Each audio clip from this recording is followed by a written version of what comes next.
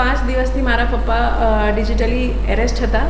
એમને 16 તારીખે એક નંબરથી કોલ આવ્યો કે એ મુંબઈ ક્રાઇમ બ્રાન્ચથી બોલે છે અને એમને કંઈક મની લોન્ડરિંગના કેસમાં એમનું નામ છે.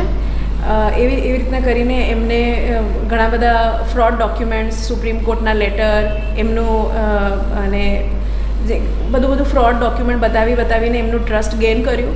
પછી અને 18 તારીખે એમને કન્વિન્સ કરી લીધું કે એ પોતાનું એફડી તોડે.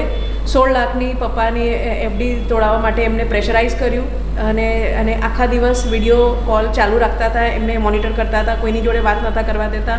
અમારી જોડે બી પપ્પા છેલ્લા 5 દિવસથી વાત નહોતા કરતા.